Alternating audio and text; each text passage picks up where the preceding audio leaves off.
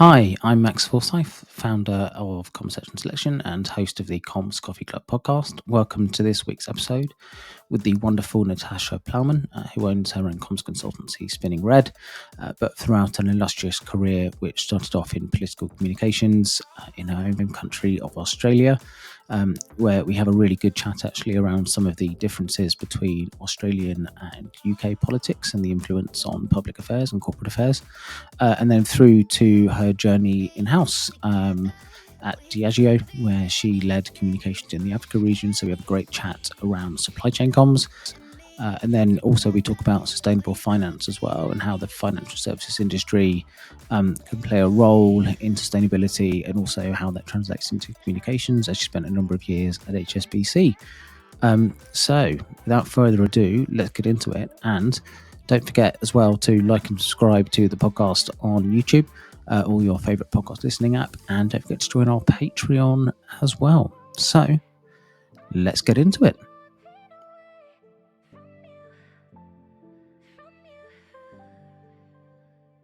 So, Natasha Plowman, welcome to the Comms Coffee Club podcast. Thanks for having me, Max. Pleasure. How's your week? The week is gone. It's half term in the UK at the moment. So the juggle that every parent has is definitely in full flow. But, one more day, or 2 more days if we count today. And then we're kind of back to normality, which is good. Smashing. Super. Right. Let's get straight into it. So, winding the clock back, how did you get into communications? Well, I'm an activist at heart, I think, is probably how I got into communications. So I grew up in quite a political family in Australia, and I spent many of my teens and my late teens kind of marching around various causes, and particularly big ones around climate change, which were still being marched upon in the 80s and the early 90s when I was in senior school. I then travelled for quite a bit, so that was, the typical Australian rite of passage was to kind of come to Europe and travel, which gave me really good insight into kind of different countries and markets before I went back to university in my kind of early to mid-20s. I kind of fell into communications as it is now because where I really wanted to be was in politics.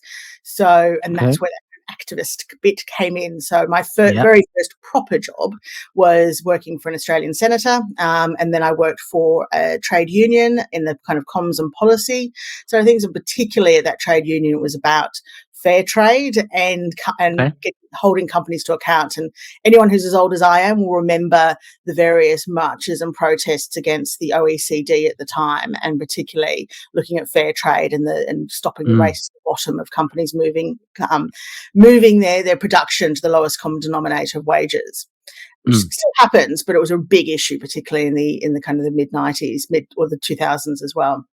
So that's where I started, and then kind of came to the UK in the early 2000s, 2003. So I have been here for over 20 years. Yeah, keep my accent, and worked in charities for a while in communications, and that really cemented my kind of path of my ongoing career.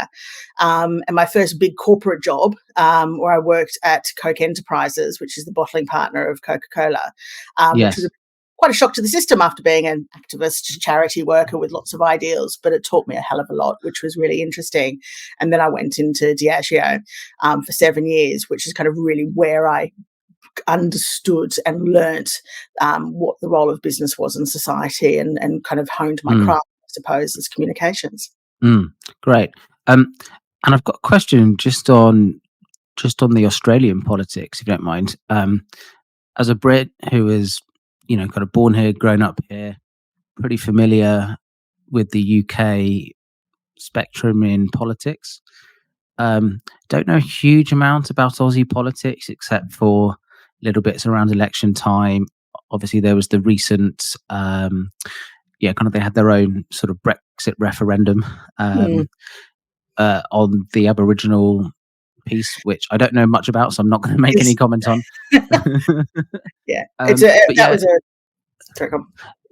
But what's the? I guess, is Australian politics, is it similar to the UK? Is it different in any marked ways, or? Look, the Australian parliamentary system was pretty much based on the UK Westminster model, but there are a couple of fundamental differences. One is we have compulsory voting, which means when you turn 18, you are required to vote, and therefore Wow, I people didn't know that. inherently must get involved in the political process. So you can't opt out in the same way. Wow. Another one is we have a fully elected second house. So that's the Senate, and you have Yes. different states who kind of have people kind of elected into the Senate when there is a general election as well. We Yes. also have, but the passage of legislation is exactly the same as far as kind of comes in from the lower house, the House of Representatives, then the scrutiny from the Senate, and then it comes back to that lower house to be passed. And depending on who has the balance of power, then you'll see the impact of that on legislation. Yes. We also have kind of a federal system where you have 3 tiers of government, which is ridiculous for a country the size, the population the size of Australia. So you have local government who deals with the local issues like they do in the UK. You have the states, which have a kind of quite a lot of power and kind of in distribute the money that will come in federally. Okay. And then you have the federal government, which is the one that kind of has the main legislation across the whole country, but then has to work with the states as well to make sure. And when you have different parties in the different states federal, then you can have quite a lot of conflict between how things are run. But the states and the federal government have been working together quite a lot more, but there has been a more of a lean towards Labor in the last few years. But nothing is, I lost my right to vote because I've been here for 20 years, and this is really frustrating for me, particularly the most recent elections, because I don't live in here anymore, and that's quite unusual. And I think that's something that Australia needs to look at, that people who still hold Australian passport but may not live there long term but still can't vote. Every other country still allows their citizens to still vote. That's interesting. And do you and even though you live here, do you get taxed on any of your UK income by the Australian government or anything? Okay. So they've taken away your right to vote, but it's not like you're overly impacted here. Yeah. No, I know, but it's still very frustrating when you have kind of awful, divisive campaigns that you had just recently around the referendum. And that was a completely different one to Brexit, because whatever happened with Brexit was, that had impact on everyone, regardless of you wanted yes or no. There was kind of a universal impact on the entire population. The no vote created a division, and it created a kind of, and it showed Australia up around that divisiveness. For the impact will be a very, very small proportion of people. And we could have had the opportunity to really demonstrate and understand our history as Australia, and we didn't take that opportunity. And unfortunately, the opposition party used this as a real political football. And like the slogan of "if you don't know, you vote no" was really quite a sad way of speaking to the electorate and not engaging with them on the issues. And again, we have the same examples of misinformation. We have the same examples of lies being spread around, and it's a real shame that's what happened. And I think the Yes campaign, in the end, came out with some really lovely words around what they felt about it. But this should not be the end of the reconciliation we need with our history as Australia, which isn't a bright history in lots of ways as well.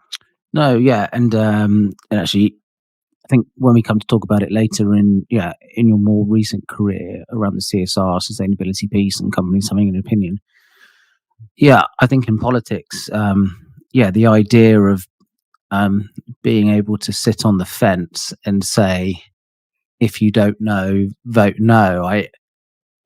Morally, I have a bit of an issue with that. Is if you're in politics, you should have an opinion, and even if it's opinion that I don't agree with, I'd want to hear it. No, yeah, and it was a really cynical kind of populist exercise to go down that route, and and you saw it's regurgitated by people saying, "Well, I don't understand it," and which is like, "Well, find out," or and this is why Australia is great. It does have compulsory voting, so it should, encourage people to find out a bit more information. And they can't say it was complicated, because it really wasn't complicated.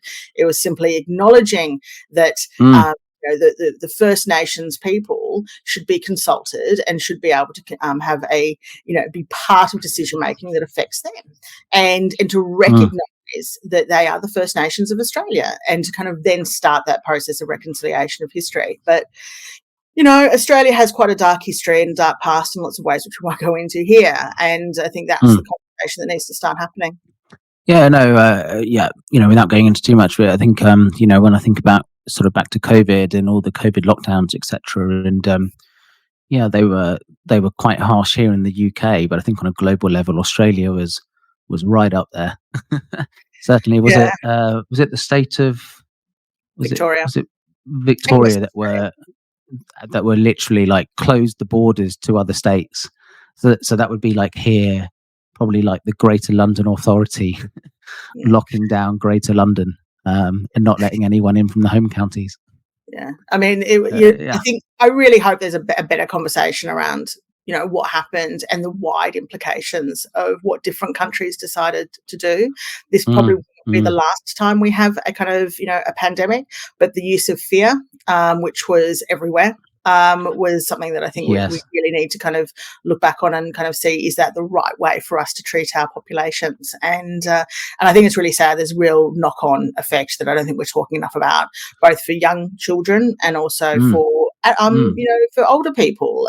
So many older people have just lost their zest for Yep. life and their kind of Yeah. desire to travel and do things. So yeah, there's lots of Lots Australia of is interesting, but I haven't lived there for 20 years, so I'm definitely not an mm, expert in mm, mm. in Well, everything. yeah, So yeah. no, it's interesting, and actually, yeah, there's probably lots of knock-on effects, you know, e even around sort of corporate communications, and I think if you look at, what a lot of governments in here in the UK, they had it it was nicknamed the PSYOPs unit, but, they literally had a unit of behavioral scientists who were there going, "Okay, well, if we say this, what's the reaction of the population going to be?" And there's lots of similarities, with marketing and communications in terms of how you advertise or how you communicate something, and you do think about what the impact of that's going to be. So yeah, interesting.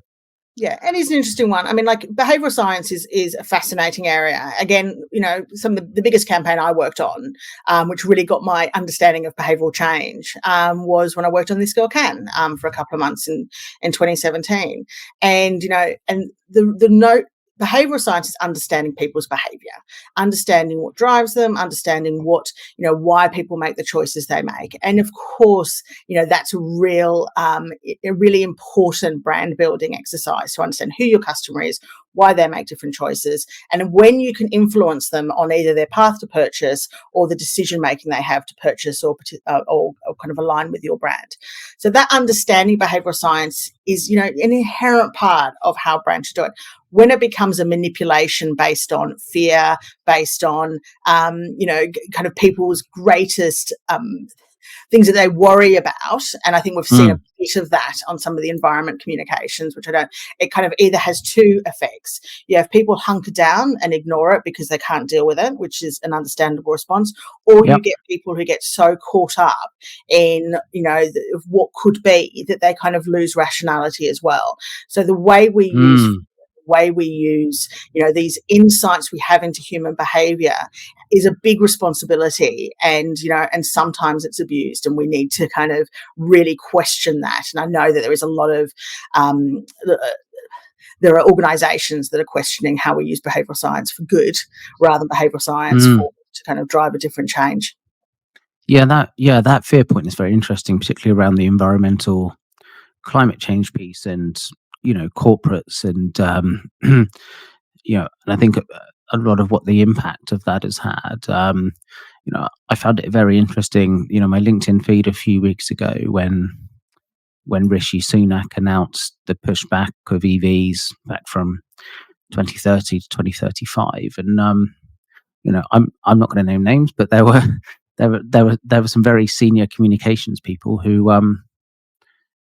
y- yeah, it honestly, my LinkedIn feed was like he just announced the end of the world, and you think Yeah, yeah, that's the emotional side of the brain yeah, taking and it over a little is. bit, isn't it? And But he showed a complete lack of leadership rather than kind of really double down into what the commitments could be and really look at why the take up hasn't been to the level it has been, which has definitely come largely from inaction from government, as well as kind of inaction from different actors to make sure we have the foundational infrastructure to support EVs. And I think, mm, where does that responsibility lie? As far as when you, sorry, no, no, no, no, no. Go on, go on. it's, I mean, in the development. the infrastructure needs to be built in. We need to create a market. Mm. And we need to create a market that is sustainable for business to kind of buy into it. And if that infrastructure and that market isn't created, then you're tinkering around the edges of innovation, and that's not going to get us to the scale we need to get to. And I think that's where we need to have a bit more of a grown-up conversation around what's the future look like, and what's the role of business in this transition that we need to make. And what's the role of government in supporting, driving, and enabling that transition to happen? And by kind of taking away, and I completely understand the rational reasons why they kind of split 5 years, but but in parallel, what are they doing to accelerate the change that needs to happen? The air is polluted, and this is one way to kind of lessen air pollution. We have to kind of look at different ways to use transport more positively. But we need to make sure that businesses are able to step into that space and have a market that they can be profitable and grow with. And government's role is to enable that to happen. And from a communications perspective, that was, this populist way of making the environment and the changes we need to see in the planet a divisive issue is scary. And I think businesses have been right to kind of say, your role is to create the environment for us to succeed. And you have set a policy, as we have agreed to look at the transition that we all need to make for it to have less impact on the planet, be it energy use, looking at waste, looking at consumption. All of those things have less impact on the planet, as well as how we can treat our people better and have a better impact on the people that work for us, or the people, the suppliers that are in our supply chain. And, using this as a political football is going to be good for no one. And that's a shame. So hopefully we can rise above that and have a better conversation around where we want to see the future. Yeah, no, I completely agree on that. And I think, the lack of joined up thinking in government and wider government bodies and NGOs.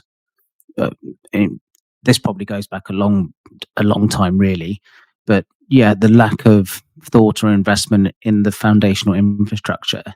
They've gone for a lot of these shiny policies previously that sound great, and then got to a point where it's like, oh, we don't have the capacity on the grid. Yeah. So it's just like, what? How do you not think about this before? Yeah. Mental. But it's like everything. It's become, rather than, and this is part of like the populist politics that we're in at the moment, it's become so short-termism. And, there was a whole conversation years ago when Unilever said, we're not going to announce our kind of results quarterly because we're going to start kind of looking more to the long term. And that was under Paul Polman's leadership. And it may have changed since.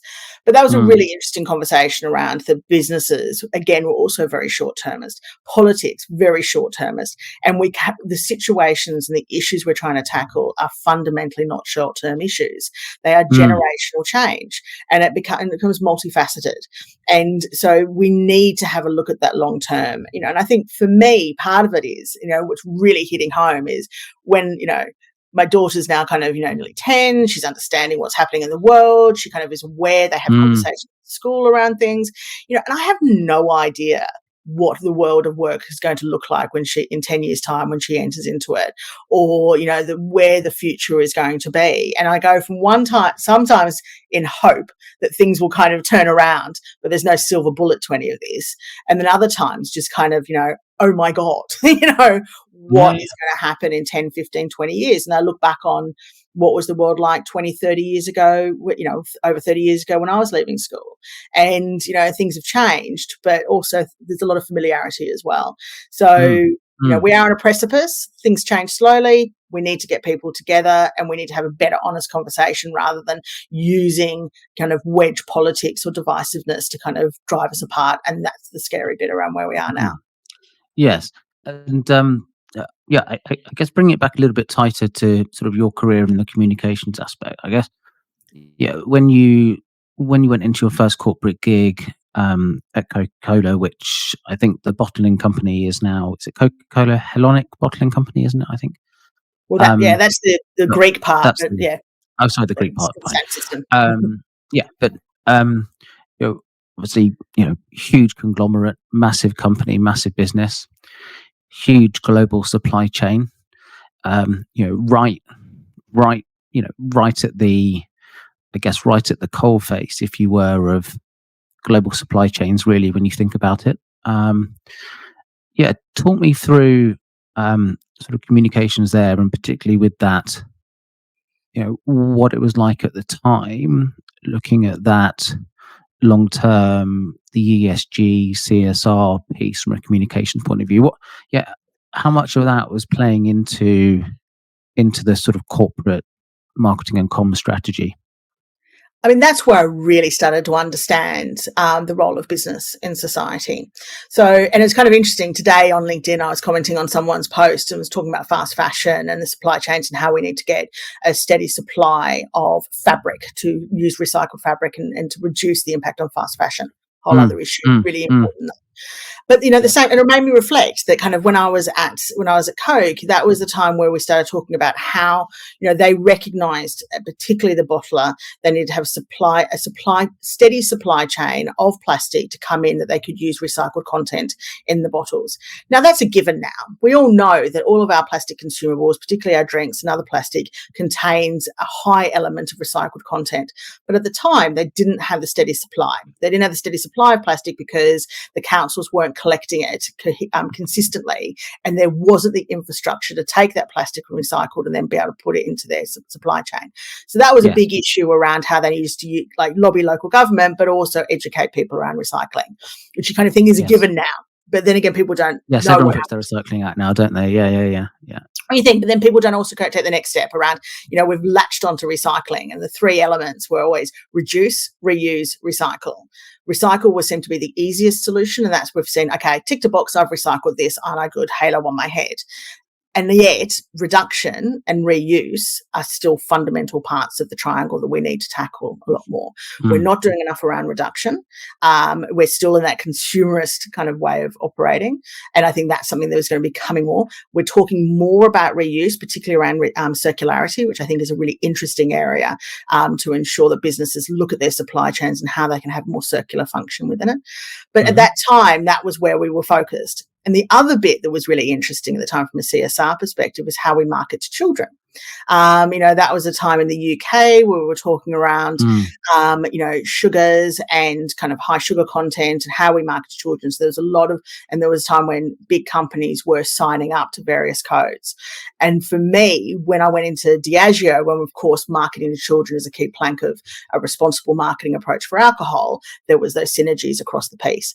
What's interesting is I don't see food companies learning enough from alcohol around how they've adapted and how they change their marketing to be more responsible and to ensure that they're kind of not marketing to children. Alcohol has done this very, very well. And they've kind of been for a long time. And talk me through how it does it very well. They've got of course, you've got legislative codes, you've got international codes and bodies around the companies. Like for Diageo, of course, they had the Diageo marketing code, and that often went further than a lot of the national government's legislation, and they work in tandem with the kind of the governing bodies as well, and the ASA in different ways. But it's not just about where you target your advertising, and I think like debates around watersheds or debates around where advertising is placed, but it's the content that you use in your advertising as well. I had a really interesting job at Diageo where I was, responsible for kind of signing off on the code perspective, the marketing across Europe. And, so working with brands around kind of, does this character, does this language, do these colours, all of these things, could they be perceived in the spirit of the code to be marketing to children? And, so we had some really interesting conversations. Humor is really hard because, you want to make, you wouldn't do slapstick humor that would be appealing to children, but you can use humor in different ways. And, some of the ads that I worked on, which kind of won't go into full detail now, were kind of, really trying to tread that line, because keeping the spirit of the code, but also keeping to the brand ethos and the brand tone of voice. And, and from coming back to communications, that is the breadth of communications roles. A lot of people think communications just press releases and newsletters, and and it's not. It's being the conscience and the voice within a business. It's being that person who brings the outside into a business and asks the difficult questions. It's being that kind of person who looks outside and kind of sees where things might be going into the future to preempt issues, crisis. And I think that's the real skill set of communications. And throughout my career, starting as an activist in the kind of, in Australia and in charities, through to being Mm. in corporate, you're able to kind of understand where that lands.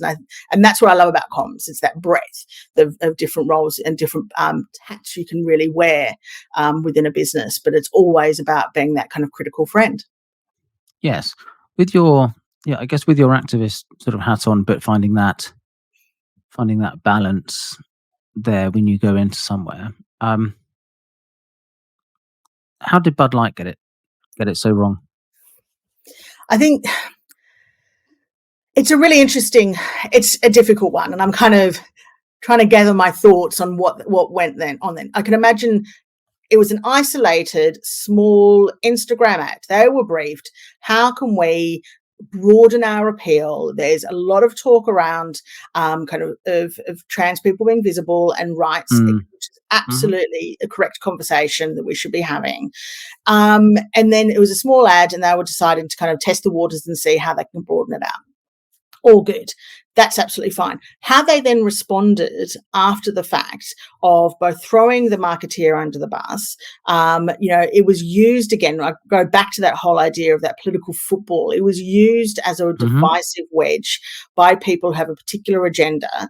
And, Bud Light could have stood back and say, hey, we have an ethos of equality and openness and inclusion. And, people these are all people who drink Bud Light. You don't own Bud Light, and we should be able to talk to different groups of people, and it's fine. And we abhor this language you're using around divisiveness. And they didn't. They kind of stayed silent. They didn't really say anything, and they threw the marketeer under the bus. And that's where, if you're going to make statements which are divisive, unfortunately, because that's the world we live in, Mhm. then you Mhm. have to plan for those both sides. And your corporate body language is, can you withstand it? And the amount of conversations I've sat around tables where people say, well, they might not like it, they won't like us. And it's like, okay, they may not. Can we Mm. either A, respond, or B, can we withstand that conversation? And if you can't because you want everyone to like you, then it's better to kind of be on the vanilla side of things and not actually have a voice and opinion on anything. And this is where I think business has got to make some really key choices. I think, and I Mm. believe passionately, that businesses should have an opinion on lots of things, and they should reflect their employee base, their customer base. They should be able to kind of tread these lines without, being fearful of someone not liking them or someone criticizing them. And often when you Mm. find people hunker down is because they've done something and they haven't had that critical friend of a comms person scenario plan what the implications could be and prepare them for maybe a backlash or maybe big Mm. support. They haven't gathered that support around them. And I think that's where Bud Light kind of maybe needed to listen to their comms person a bit more closely. But that being said, Mm. close to it, don't know people in it. So there No, should no, no, of be course, those yeah. conversations around it. Yeah, no, it's an interesting one. I think, it's yeah, it's probably it's one of the tightrope issues for companies at the moment, and I think it's definitely a challenge trying to get that right, or the tone, or maybe the vehicle of delivery um, right. I think my own personal opinion. Yeah, if they wanted to say something, absolutely no problem with that. Um, I think sort of Dylan Mulvaney themselves um, is a bit of a spicy character, and maybe that was the wrong person to use for it. I don't know, but it certainly it But how certainly they didn't get the treated reaction her they wanted. But Mm. how they treated her after the fact as well. I mean, again, this is only what I've Oh kind of gleaned yes, from social yeah, yeah, media. yeah, That that they didn't contact her, that she was getting death threats, that she was kind of if you're going to use influencers, if you're going to use talent, then you have an obligation to kind of recognise and support them as much as you are to your brand. And that's yeah, another. completely. If you talk about responsible marketing, that's a Mm. key part of that as well. Oh yeah, no, completely, and the whole sort of cancel culture piece. You might have people that really that really sort of rally against, what you've done and what you've said. But yeah, you do have to be strong and just say, look, we understand you've got an issue with the whole context of what we're doing, but leave Dylan out of it, or, kind of Yeah. leave our staff out of it. Yeah. It's not their fault. We carry the can as the brand. Fine. But yeah, that's another thing I think as well. Yeah, you're right. Yeah. Yeah. Kind of, you're really right on that is, yeah, brands, whatever they want to say, don't let individual members of staff or influencers carry the can for a brand who is much bigger.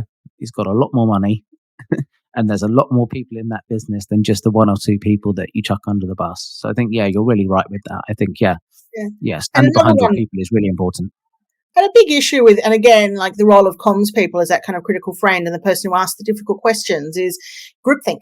And you see it a lot. You see it in a lot of businesses, and particularly where people have been in business for a very long time, have been in the company for a very long time. There's a culture, there's a history, there's a shared kind of journey you've all gone on when you've worked in companies for a very long time. And sometimes bringing someone in with that fresh perspective and that ability to kind of ask those questions and break through that groupthink that you inherently got is a really valuable exercise. And that's part of the work that I've been doing a lot more of, is kind of being that person who comes in, kind of observes what the conversations are happening, looks at the strategy that you've got, kind of picks through the strategy and kind of sees where there might be kind of risks, or there might be opportunities, or where you could do things differently, or where you could do things a bit more boldly. And, but also being conscious, because I've worked in big companies, is that, people are caught in the cycle of protecting themselves, not sure around the politics internally within a company. And sometimes having that independent voice can be that support that you need. And, and particularly if you don't have comms at the top table, and a comms person that is that critical friend at the top table, then you really need to bring that if you want to do something in a bold way, or do something a different way, or you sense in the future that you are going to be part of a wider divisive conversation, then you need to get your ducks in a row and you need to plan for that. And I think for me, why I'm passionate about the work I do is that, I'm able to ask those difficult questions, and I like the ability to ask those difficult questions as well, but then look at what the strategy can be in the future, and to break out of groupthink, and I think this is where I kind of have really gotten comfortable with my activist at heart piece, is that, I'm drawing on experience of working in organizations and being part of groups that have, that may be the ones who are going to attack you. And I think, or maybe the ones who are going to try and kind of unpick what you're doing, and is it effective, impactful, and the right thing, or is it just spin? And so there is a real opportunity for a lot of businesses to kind of look at things differently. Yes. And your experience has taken you all over the world in many respects. A lot of the companies you work for have very wide global supply chains, often in very underdeveloped and poor countries. Lots of African sort of countries in the Far East, etc. How do companies with those, global supply chains that, perhaps have them in those underdeveloped countries that are, perhaps not as developed on human rights, they're very open to corruption, etc. How do you deal with that from a communications perspective? Yes, I headed up comms for the Africa region when I was at Diageo, and it's probably it's a while ago now, but it's still one of the big highlights of my career, as far as my understanding and knowledge and some of the relationships that I developed at that time. And there are a couple of things. I mean, the whole term, our license to operate, was really part of the conversation around Diageo's role in particularly developing markets in Africa. And keep in mind that, Diageo was made up of companies within Africa, which they had bought, that had massive footprints. So I did a big piece of work in Kenya at that time, and they own Tusker. Tusker is, if anyone's been to Kenya, it is the beer of Kenya, and it had 96 or 90+% penetration rate, and they were trying to also bring kind of like the Diageo spirits involved, and they also, and the license to operate was very much around, and this is where philanthropy, CSR, and kind of business risk all converge in the same place, is they had a lot of issues around water. So they kind of developed and they funded a lot of programs around water and water usage and making sure that water wouldn't, in the production of beer, it wouldn't be such a strain on the economy. Same with grains that they would grow. So there was innovations around sorghum, which is a kind of a grain that didn't consume as much water and was more locally known. So that would be in the beer. So you needed to kind of innovate and kind of work within the market confines you had. As far as, and one thing that I really found interesting is, because I'm part of a global company and we had very, very strict, stances around corruption, and the team were very involved in that, and the team were talking around, they understood the local market and they understood the relationships with government, but they also understood the global company and the reputation they had. And so for them, Diageo was always very above board, and they were operating in South Sudan. They're operating quite a lot in Nigeria, and Guinness in Nigeria is absolutely huge. And so there was and when I come back to the license to operate was know your community, know the people who work for you, don't just come in as the British company coming into your market and throwing your weight around, but work with your local market really effectively, who know more than you will ever know, and make sure that you're kind of investing in and having a light touch on the market, as well as being able to grow the brands that you need to grow as well. So the water use that we did in the CSR projects that we did were kind of really successful, as well as kind of innovating in the market to make sure that they were having a bit more of a light touch around how the brands were being produced, which is an important part of supply chains. And how can brands get that story out there and get that coverage? And I say that from this is a purely layman's viewpoint. And this is not talking about Diageo specifically, but if I think of most of the stuff I've read, either in the papers or whether it's a Panorama documentary or a Dispatches documentary, it's normally always linked to either things like modern slavery or corruption, etc., rubber wages, blah. Supply chains through in the mainstream media, right?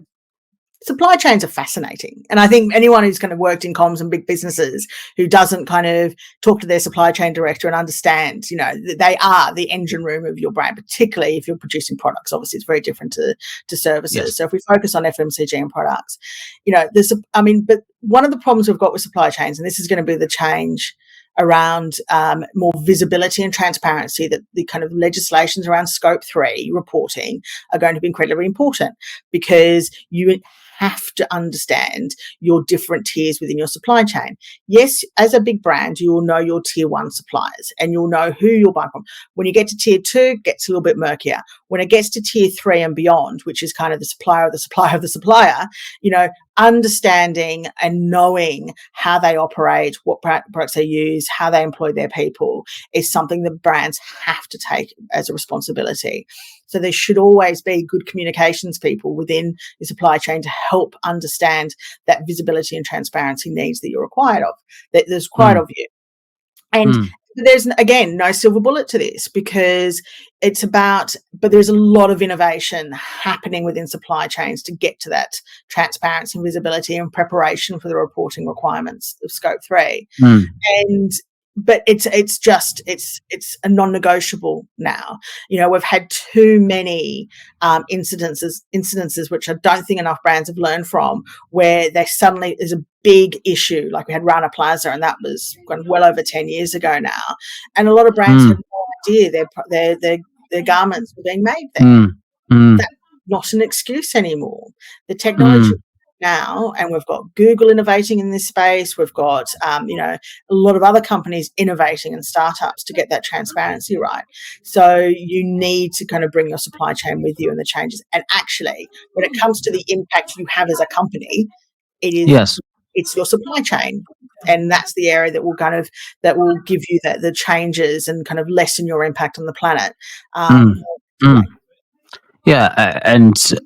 whilst technology, broadly speaking, as a sector, has had a rough couple of years off the back of probably some overexpansion of COVID, supply chain tech is actually a subsector that's it's doing very well. Yeah, clearly it's yeah, and maybe some of it is driven by the regulation, of course. But yeah, I think there is also the yeah, you talk about the reputational risk piece there is absolutely massive for brands, right? Huge. Oh, absolutely. And, and also I think the language we need to start using as comms professionals is less about this is what we need to do to tick a box, or this is what we need to do because someone's asked you. But this is what we need to do from a reduction in the impact on planet because it makes business sense. Risk language is incredibly important in the way that we talk around where the business needs to go in the future. Climate shocks are going to impact your supply chain. So how do you preempt those, and how do you understand where those climate shocks might come from? These shocks from kind of other issues like wars and geopolitics, and is also an area where we need to be a little bit better understanding of where that's going to impact your supply chain. So you have to know where you're going to have an impact on your supply chain to maintain business resilience. And it all comes back down to how we treat our planet. Everything comes from some kind of natural or raw material in some way. And if you are not supporting the planetary ecosystem, then obviously some of the products that we have are going to be impacted. And when it gets impacted, it increases in prices to the end consumer. We're seeing the same with cocoa. We're seeing the same with so many food products. Food, I mean, this is not Oh, I mean, the Russia-Ukraine. fascinating. Yeah, I mean, the Russia-Ukraine war, if anyone wasn't aware of just how many raw food products rely on stuff that comes out of that part of the world, they do now. I mean, it is unbelievable how much comes out of there. And obviously, not as much has been coming out of there over the last couple of years, and hence why we've seen the rapid inflation in basic food materials, never mind the end product. And yeah, that also has a knock-on impact on the poorest in society as well. So yeah, it all comes back to the same thing, doesn't it? It's all interconnected. And, we talk about ecosystems for a reason, because that's what they are. And you can't just kind of silo off different parts of the business or different parts of the economy and say there's not going to be an impact, because there is in some ways. And again, coming back to comms is the great dot connector. So comms is, your ability to see across your business and give you that red thread of where that connectivity will be. One of the things I love most about kind of working comms, again, is that breaking down of silos. So how, and we see it kind of in society, we see it in businesses. Everyone operates in a silo because it's easy and it's safe and we kind of know where we're at. But, what we've seen in the last few years in particular is those silos will infiltrate each other and they'll have kind of negative impacts. And we need to have a lens that kind of sees where that will have an impact, and make sure that we're preparing ourselves for the future, looking at those risk scenarios that we may have.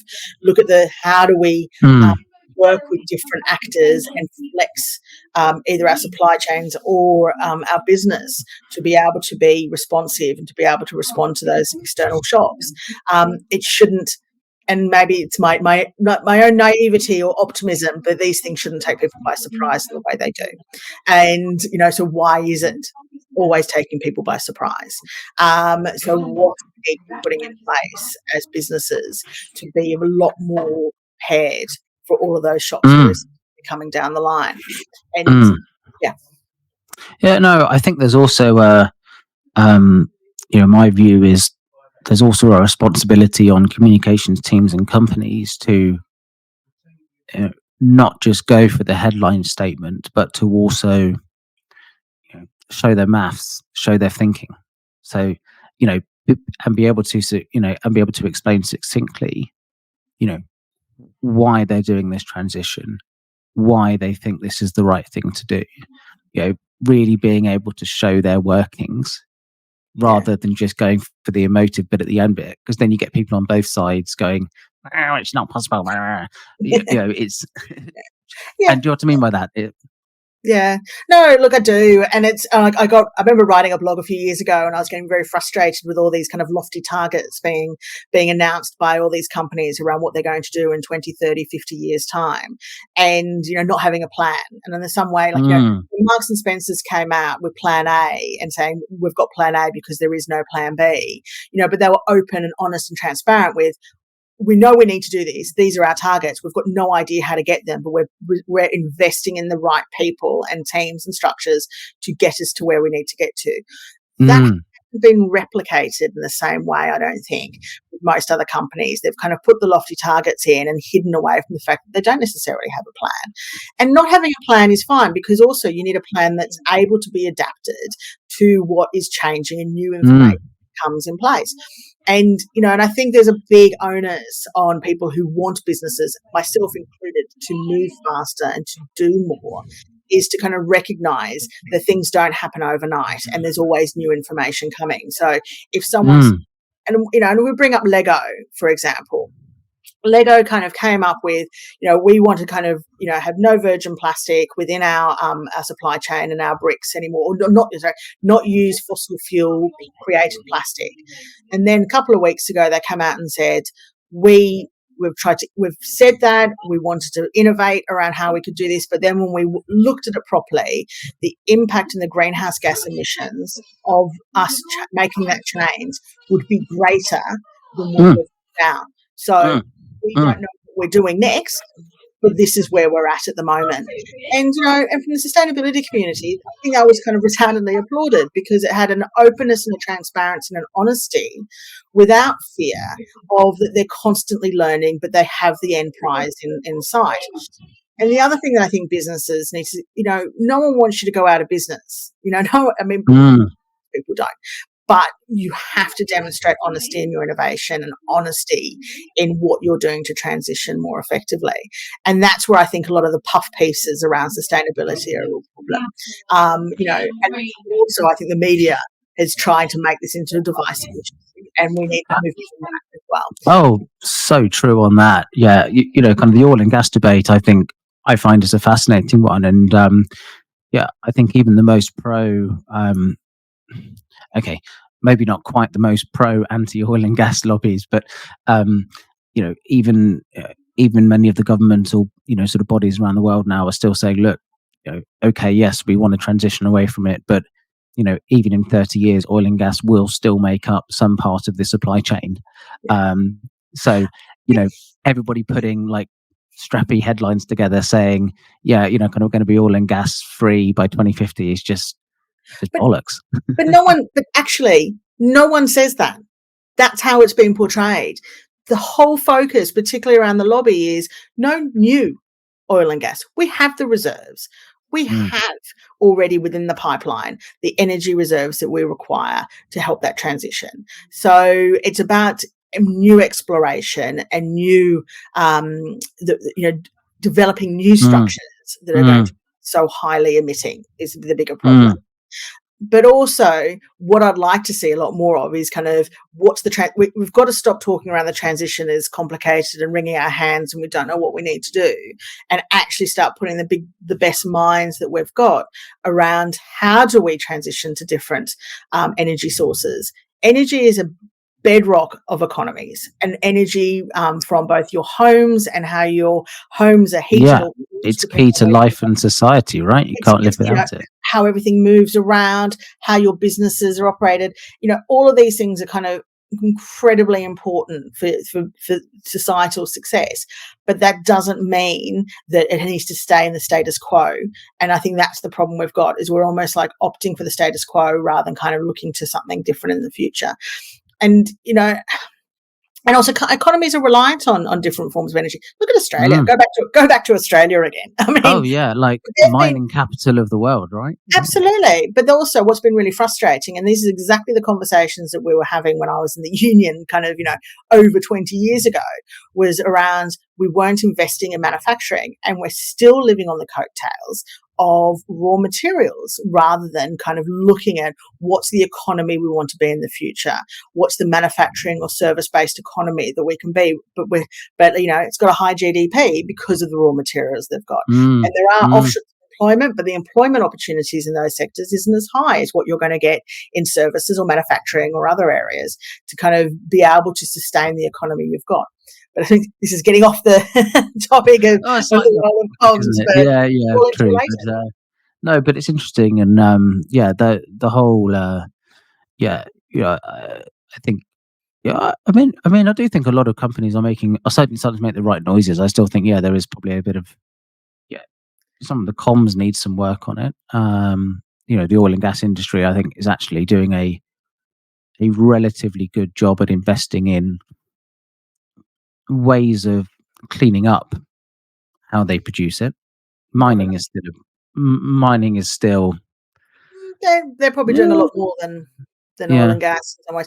But, it's almost like but it's that fantastic ad that was done a couple of this year, a couple of months ago, and I'm lost the where it's from, but it was talking about the financial services sector, and it's kind of like all the banks and the financial services are talking around, where they're investing in renewable energy and where they're investing in innovation, and then when you unpick all of that, because that's what they're talking about, it was like a minute percentage of their total business because they're still kind of investing in oil and gas or fossil fuels, and of course they need to mm, money to kind of help the mm, transition, but we need a bit more honesty around what proportion of what your spend is on transition for a future or maintaining the status quo.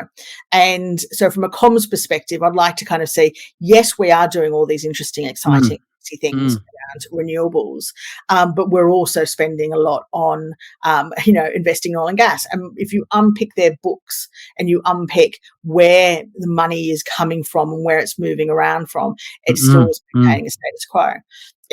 And shout out to a fantastic kind of campaigning organisation, the Mother Tree. So you should look it up because they're really campaigning around how you as individuals or you as small business can use your money to drive change. And kind of mm. we've talked about all these different industries, but it's money that makes the world go round. It's money that can really drive change Yes. and the financial systems. And, and what I'd love to see is kind of them stepping up much more boldly into how they can use the financial products they've got to drive a more positive change in the future.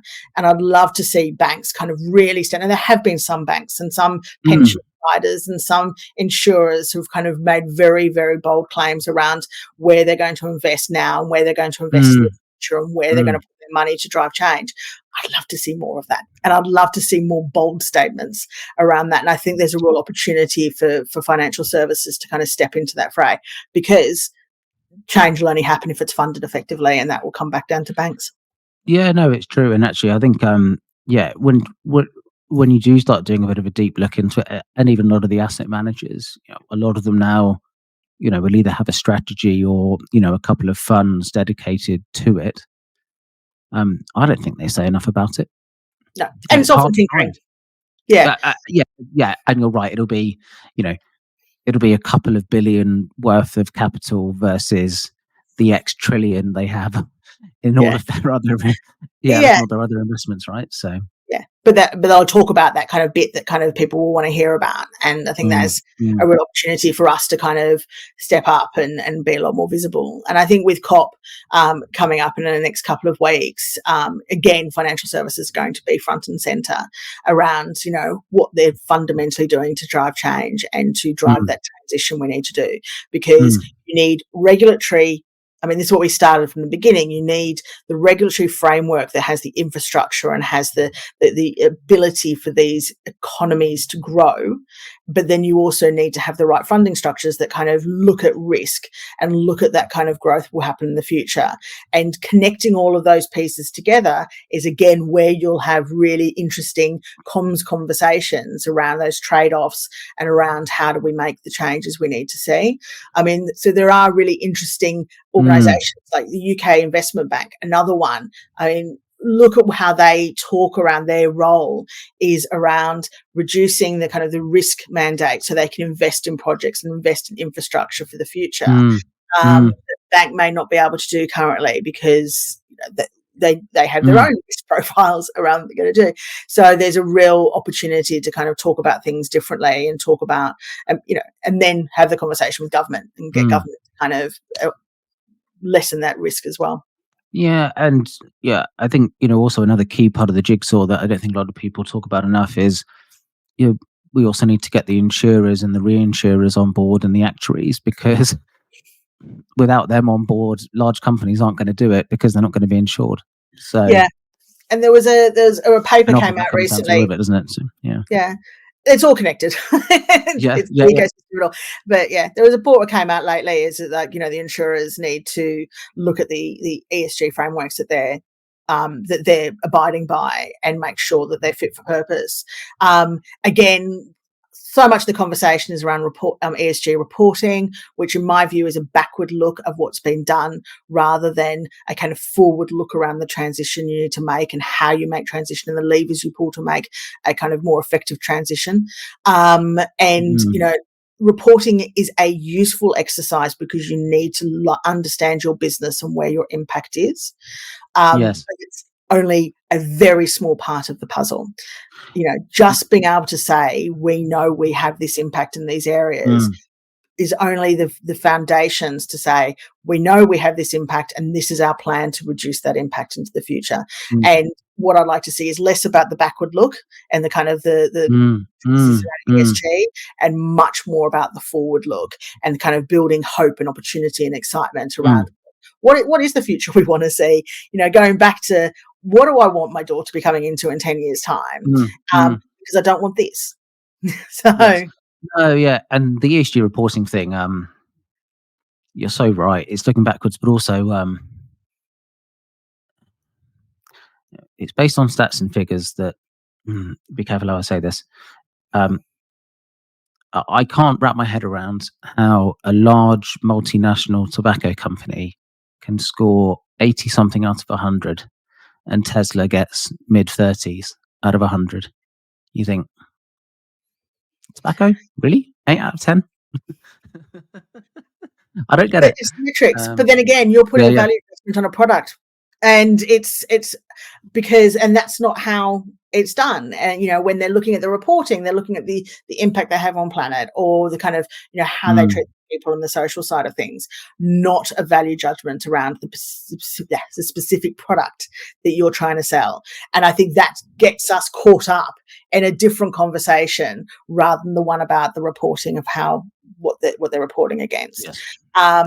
So yeah, Yeah, and yeah, I yeah, no, good point. Yeah, no, yeah, no, yeah, no, good point. I think that's probably the moral bit of me thinking, yeah, smoking causes lung cancer, so therefore it should be naught. yeah, but then that is not part of the But reporting then that's a structures. biased judgment. Yes, yeah, yeah. Yeah.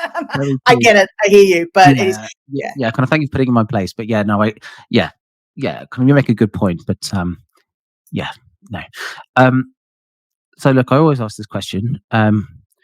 Who's the or yeah, who's your favorite CEO you've worked for in terms of their communications?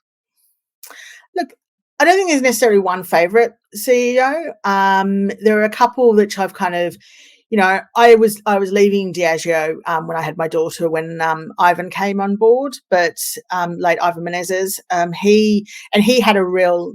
And I was talking about with someone recently. He had his own communication style. He came in and was like, "I want to talk directly to the people who work for me or work in the company that I'm head of, and I want to do it in my own style and language." And of course, comms kind of are all up in arms, like, "Oh my God, we can't allow this. This is wrong. This is not what's going to happen." But over time, he absolutely developed his own voice, and that became a really important channel that was purely him. And I think owning his own voice, owning what he wanted to say, and being really open and honest about it is incredibly important. And I've seen kind of a few leaders who are able to do that very, very well. And I don't think comms' role is to be the ghostwriter or the mouthpiece of leaders. I think our role is to coach, support, and get our leaders to have their own voice. So I think that's a really Mm, great example of a leader who did that and made that happen. And I think I'd like to see a lot more of that, because the orchestration of comms is important, but it shouldn't be at the expense of really getting a connection with who that leader is, particularly in mm, internal comms. mm. Why do why do you think so many CEOs, and this is not all of them by the way, but this is quite a few. Why do you think quite a few don't necessarily don't necessarily lean on their internal comms director or CCO, but they'll have a corporate reputation external advisor just for them? Maybe because they Because want you'd to have think, that yeah, extra voice. Yeah. yeah, It's it but you'd think, surely the natural thing would be, yeah, help me with my internal voice, but also if you have someone in house, you're aligning it to the brand as well, right? yeah. So you've got the win-win. Um, yeah, that's yeah. I've never quite worked that out.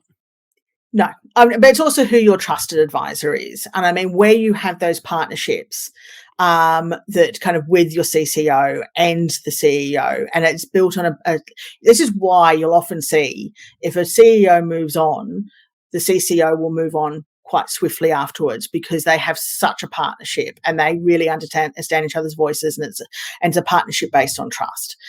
And, Mm, when Paul Walsh was leaving Diageo, Ian Wright said straight away, then I'll be leaving as well because my tenure is tied to Paul.